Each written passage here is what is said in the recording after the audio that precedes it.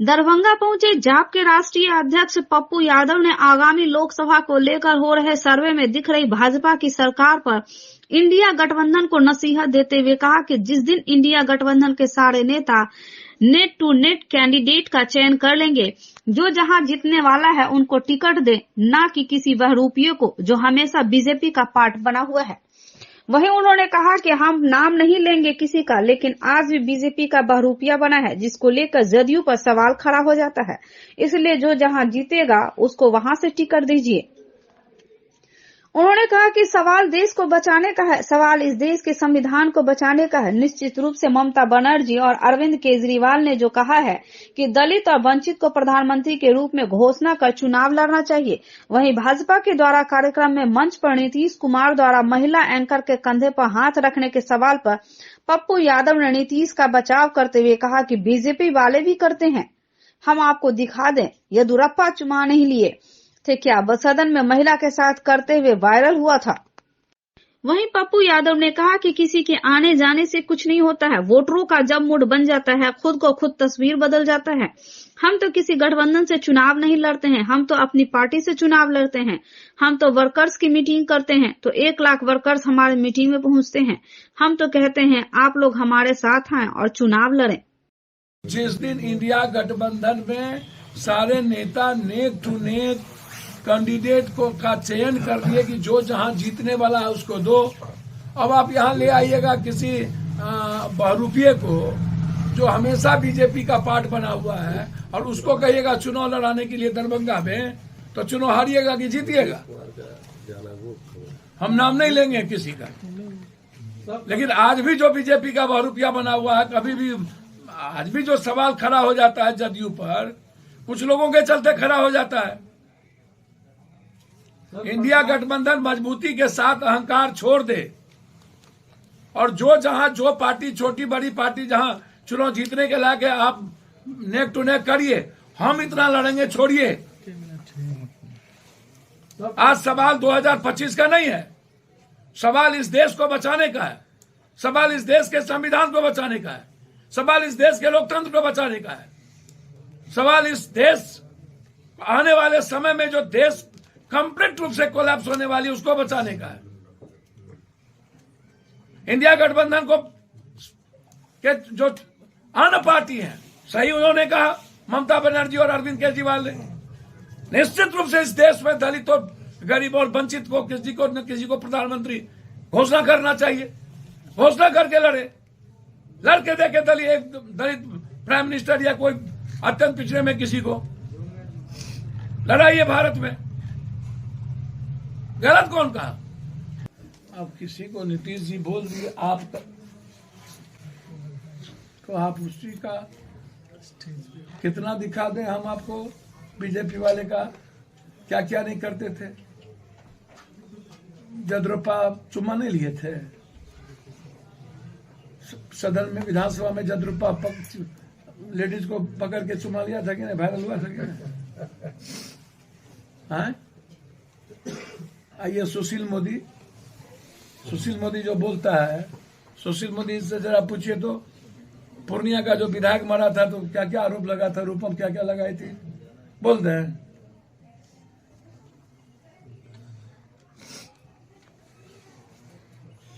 खाली नीतीश कुमार के उल्टा जो मनाता है सो आप चलाते रहते हैं।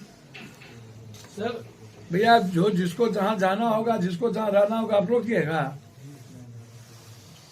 जहां जिसको कंफर्ट होगा जाएंगे। किसी के जाने से केस में वोटर का जब मिजाज बनता है ना, किसी के आने जाने से ये चीज नहीं होती है, आप इसको समझिए। अब हमसे पूछिए, नहीं इंडिया गठबंधन है, नहीं कोई गठबंधन, हम अपने घर में लड़ रहे हैं ना, आवे ना मेरे घर में खून में आवे। हम तो वर्कर मीटिंग करते हैं तो लाख आदमी जुटता है, आइए ना भाई जिसको आना है।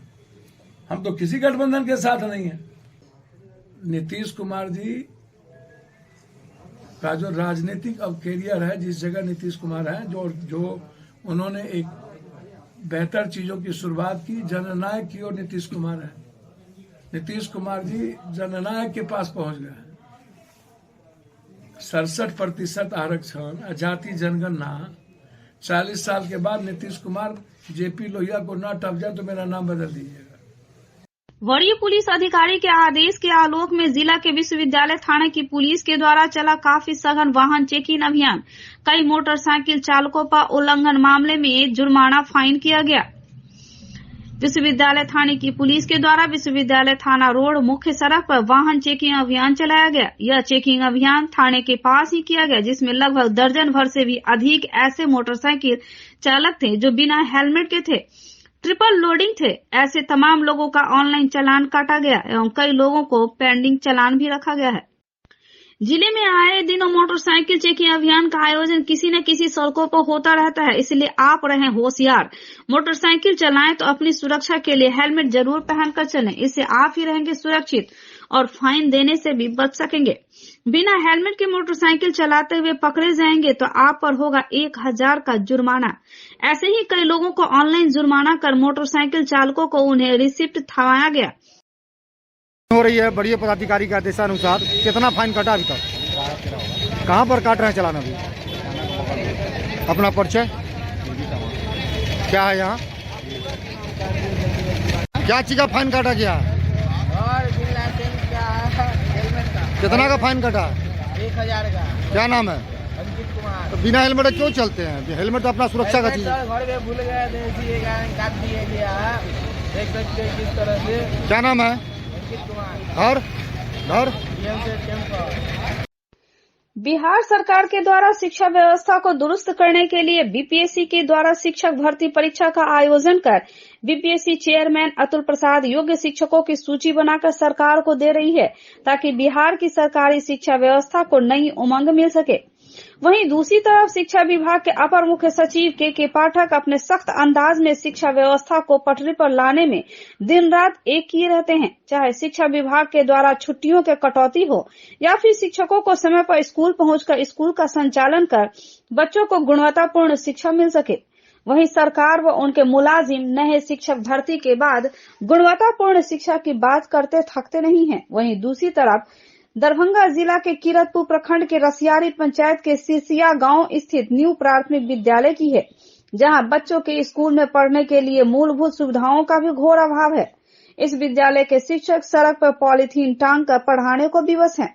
विद्यालय का भवन और जमीन नहीं होने के कारण कक्षा 1 से 5 तक की 174 नामांकित बच्चों की पढ़ाई वर्षों से सड़क पर ही संचालित हो रहा है, जिसमें 98 लड़के और 76 लड़कियां हैं। जमीन व भवन के अभाव में स्कूल का मिड डे मील पशु खटाल में बनता है तथा सड़क के दोनों किनारे बच्चे बैठकर खुले आसमान के नीचे भोजन करते हैं तथा स्कूल की शिक्षिका और छात्राएं खुले में शौच जाने के लिए विवश हैं। बिहार लोक सेवा आयोग से चयनित शिक्षक विशाल कुमार बताते हैं कि ऐसी खराब स्थिति को कल्पना नहीं थी, पर अब जो है जितना मिला है उसी को सुचारू ढंग से चलने का प्रयास हम लोगों द्वारा किया जा रहा है। वहीं उन्होंने बताया कि यहाँ पर रिसोर्स की बहुत कमी है, पर जो मिला है उसी में हम लोगों को पूरा करना पड़ेगा। ऐसी स्थिति में बच्चों को एक जगह एकत्रित कर बैठना मुश्किल हो जाता है। कई बार बच्चे शौच का बहाना बनाकर पीछे से चले जाते हैं। स्कूल को बेहतरीन बनाने के लिए हमारे स्कूल के प्राचार्य के द्वारा लगातार प्रयास किया जा रहा है। उम्मीद है कि बहुत जल्द स्कूल को भवन और सारी सुख सुविधा उपलब्ध होगी। वहीं 5वीं कक्षा की छात्रा अंजनी कुमारी ने बड़े ही उदास मन से बताया कि स्कूल की जमीन नहीं होने के कारण हम लोगों को इस प्रकार की स्थिति में पढ़ाई लिखाई करना पड़ता है। स्कूल में भवन हो, इसको लेकर हम लोगों ने कई बार अपने प्रिंसिपल को कही, लेकिन अभी तक इसका कोई समाधान नहीं निकला, जिसके चलते हम लोगों को गर्मी, बरसात और ठंडा में संघर्ष करना पड़ता है। वहीं स्कूल के द्वारा किए जा रहे मिड डे मील में भी हम लोग सड़क के किनारे बैठकर खाते हैं। वहीं शौच करने की सवाल पर नजर झुकाकर कहा कि इसके लिए खेती की ओर खुले में ही जाना पड़ता है। वहीं विद्यालय के प्रधानाध्यापक विद्यानंद प्रसाद ने बताया कि स्कूल के सफल संचालन के लिए 5 शिक्षक हैं, जिसमें से 2 महिला और 3 पुरुष शिक्षक हैं। जिसमें बिहार लोक सेवा आयोग से चयनित 2 और नियोजन से 3 शिक्षक कार्यरत हैं। यहाँ स्कूल को जमीन देने के लिए दाता लगभग 3 साल से तैयार है, लेकिन विभाग की लापरवाही की वजह से अंचला अधिकारी एनओसी नहीं दे रहे हैं। यहाँ के लोगों को कोई समस्या नहीं है। हम लोगों ने लिख कर विभाग को दिया है, लेकिन कुछ नहीं हो पाया। उन्होंने बताया कि शौच के लिए निजी स्तर पर व्यवस्था करने का प्रयास कई बार किया गया, लेकिन नहीं हो पाने की स्थिति में सभी को खुले में शौच के लिए जाना पड़ता है। उन्होंने बताया कि व्यवस्था सुधार की ओर विभाग अभी तक कुछ नहीं किया गया है। बता दें कि इस स्कूल की स्थापना 2011 में की गई, जिसके बाद 2014 तक इसी स्थिति में स्कूल संचालित होता रहा, जिसके बाद 2018 तक बगल के ही कठार प्राथमिक विद्यालय में विभाग के आदेश पर शिफ्ट कर दिया गया और पुनः 2018 से विद्यालय इसी स्थिति में संचालित हो रही है। बच्चे अधिकतम व न्यूनतम तापमान में भी बांस व बल्ले पर पॉलीथीन डालकर सड़क पर दिया गया स्कूल भवन के शक्ल में बोरा पर बैठते हैं और शौच के लिए खुले आसमान के नीचे खेतों में जाना पड़ता है। जिले में कुल 2505 स्कूलों की संख्या है, जिसमें से 1418 प्राथमिक स्कूल हैं, 741 मिडिल स्कूल, 346 हाई स्कूल, जिसमें 158 भवन विहीन और भवनहीन स्कूल और 9 स्कूल ऐसे हैं जिन्हें जमीन मिलने के बाद भवन निर्माण की स्वीकृति मिली है। इस स्कूल में आपका बीपीएससी से प्रतिनियुक्ति हुआ है जी। कभी कल्पना थी कि कंपटीशन पास करने के बाद ऐसी व्यवस्था में जाना पड़ेगा? इतना बुरा तो नहीं सोचे थे, पर बट है तो है। मतलब क्या सोच रहे हैं, मतलब कैसा लगा यहाँ आने के बाद? अब जितना मिला है उसमें कर रहे हैं, उसमें सुधार करने का कोशिश कर रहे हैं अपनी तरफ से। विभाग की तरफ से अभी तक कुछ नहीं किया गया? वो तो प्रिंसिपल सर जानेंगे, वो बोले हैं कि वो दिए हैं एप्लीकेशन, अब आगे काम तो वही समझेंगे। क्या दिक्कत होती है यहाँ पर? दिक्कत होती है ये जमीन कोई नहीं देते। जमीन कोई नहीं? स्कूल नहीं बनते। अच्छा, तो पढ़ने लिखने में यहाँ सड़कों पे ही पढ़ना पड़ता है? नहीं सर, अच्छे से पढ़ाई होता है। पढ़ाई अच्छे से होता है, लेकिन सड़क पे बैठ के ही होता है ना? Yes sir. अच्छा, वॉशरूम वगैरह जाना होता होगा, बाथरूम वगैरह, तो कहाँ कैसे जाती हैं आप लोग? उधर जाते हैं खेत की तरफ। खेत की तरफ जाना पड़ता है, उसकी कोई व्यवस्था नहीं है? नहीं सर। तो बोले हम 11 से ही संचालित हो रहा है और 5 साल के लिए वो कठाल में जो है शिफ्ट हुआ था विभाग के आदेश के अनुसार, और फिर यहाँ आ गया। यहाँ फिर कब से आया? 18 में ही आ गया फिर। 18 में, और तब से ऐसे ही संचालित हो रहा है? जी, दरवाजे हैं, दरवाजे पे ही चलता था। बरसात वगैरह में कैसे काम चलता है? पहले दरवाजे अच्छे थे तो इसी दरवाजे पे चलते थे, और ये भी दरवाजे ही थे, अब तो इसी बीच में बना है ये थी, तो दरवाजे। अच्छा, ये किन्हीं का निजी भूमि है? जी जी, फुलेश्वर किनका है? पांडे जी है, फुलेश्वर पांडे जी। वो इनके लिए पैसा वैसा भी लेते हैं? जी जी, पैसा नहीं लेते हैं, और जमीन दान में भी 3 कट्ठा वैसे ही दिए हैं, वैसे ही बिना दिए हैं। पैसा के ही। उसकी कार्रवाई अभी तक नहीं हो पाई है? विभागीय अथी से सीओ साहब नहीं अथी कर रहे हैं। अच्छा, इसमें वॉशरूम वगैरह की क्या समस्या है? बाथरूम तो यहाँ पे कोई अथी सरकारी है ही नहीं, निजी है, और नहीं तो बच्चे खुले में शौच जाते हैं। प्रशासनिक के स्तर से इसमें कमी है। हम लोग तो लगभग 6 महीना पहले लिख के दिए कि ये ज़मीन हम विद्यालय के लिए दान में दे रहे हैं। सीओ साहब को लिख के दिए कि आप अपने स्तर से जो कार्रवाई होती है वो कार्रवाई कर लीजिए और इसका एनओसी कर दीजिए। एनओसी हो जाएगा तो मनरेगा से इसका भराई भी चालू हो जाएगा, स्थल विकास का काम हो जाएगा, हमारा विद्यालय वहाँ बन जाएगा। वहीं स्तर से लेट है, और तो कोई लेट है नहीं।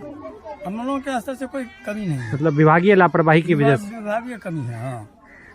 समाजसेवी त्रिभुवन कुमार कुशेश्वर स्थान विधानसभा जिला सहित जहां के लोगों के द्वारा समस्याओं को जानकारी दिया जाता है।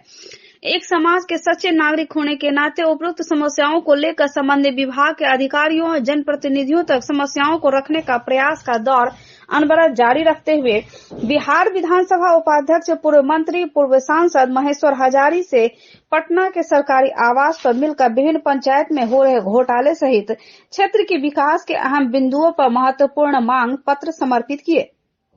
यह मांग पत्र संपूर्ण क्षेत्र के विकास के कड़ी को जोड़ने और समाज कल्याण से जुड़ा हुआ बताया। बेहतर समाज की अपेक्षा को लेकर अनवरत कोशिश और प्रयास के साथ साथ जनताओं को जागरूक करने का अभियान है। वह संकल्पित हैं जनताओं की समस्याओं को सुनना और अधिकारियों, मंत्रियों, संसद, विधायक, मुख्यमंत्री तक रखना मेरा मौलिक और लोकतांत्रिक अधिकार है। नमस्कार। आज बिहार विधानसभा उपाध्यक्ष और पूर्व मंत्री हमारे गार्जियन पिता समान हैं और हर हमेशा पिता का आशीर्वाद देते हैं।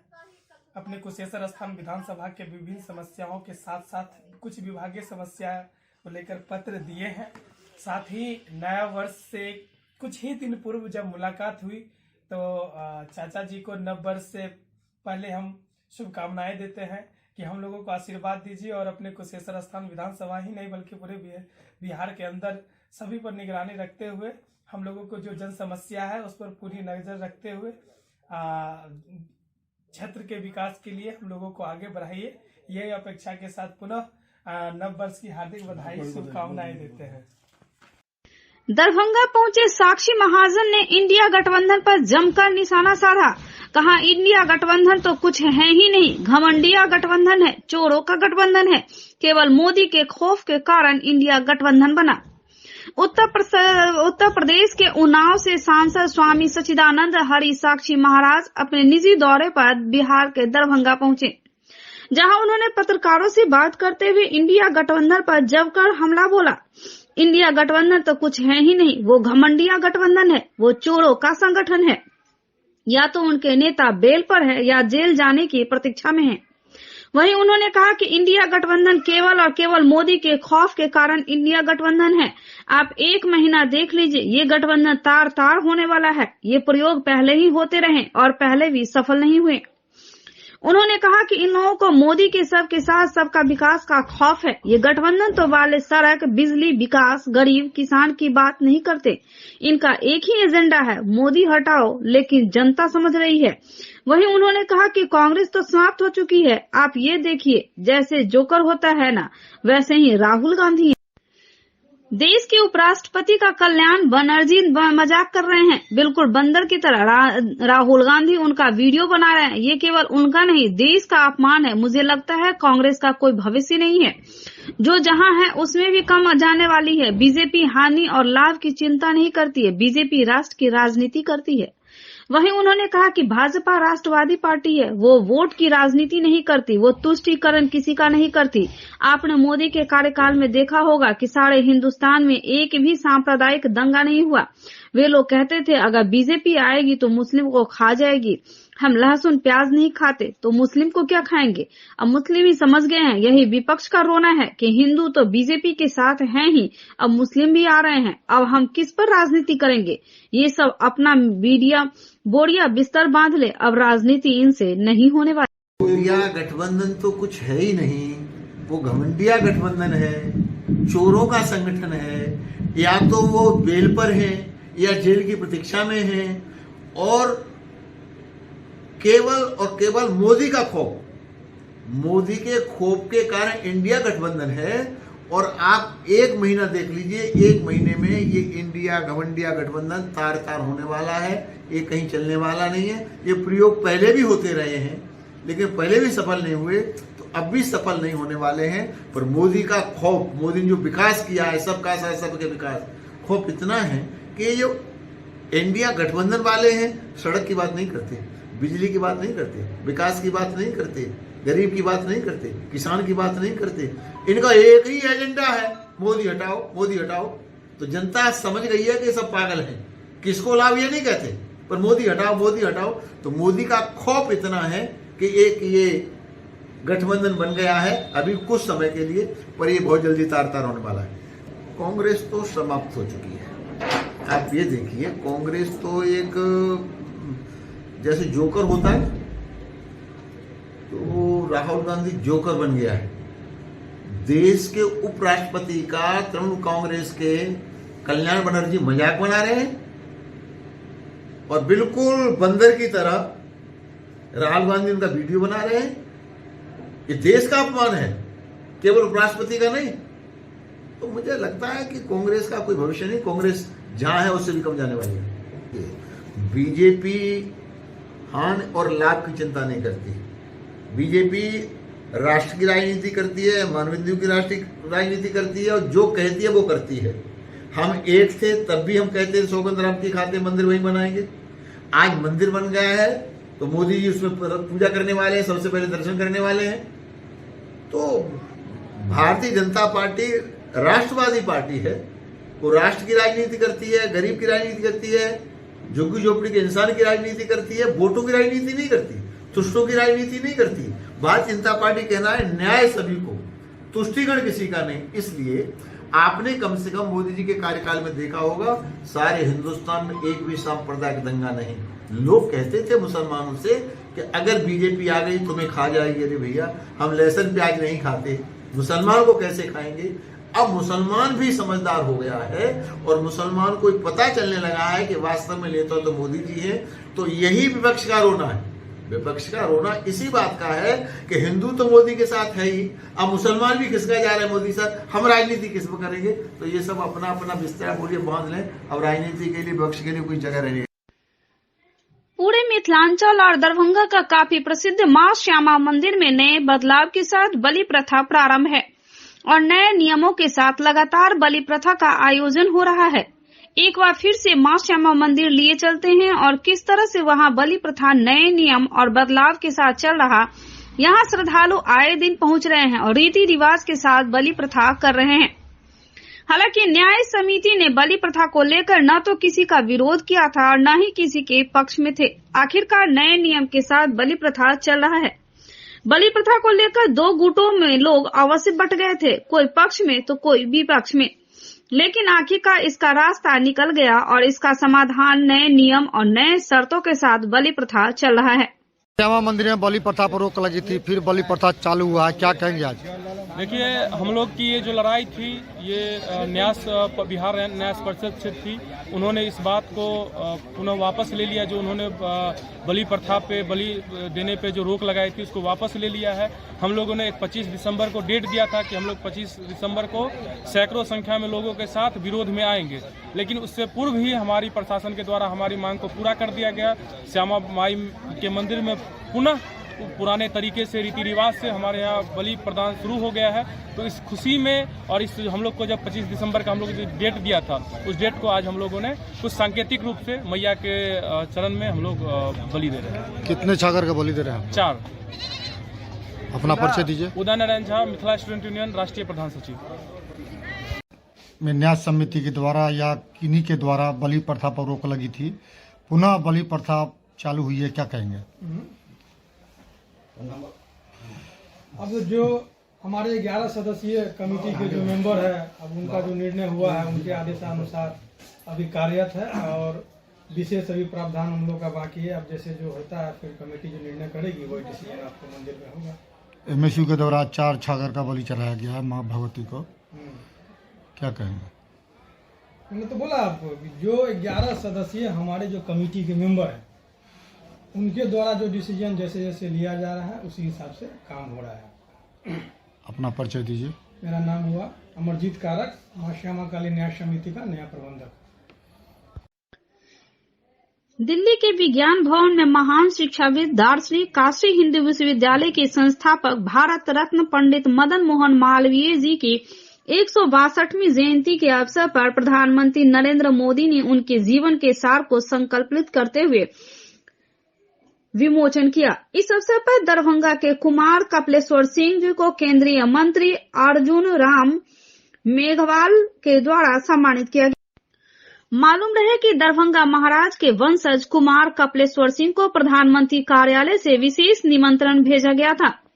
उनके साथ कई रियासत के राजा महाराजा के वंशज भी थे। लगभग 60 वर्ष बाद तत्कालीन महाराजा कामेश्वर सिंह के बाद लोकतंत्र में कुमार कपिलेश्वर सिंह के राजनीति में आने जाने और आम लोगों से जुड़ने की चर्चा की बातें हो रही हैं।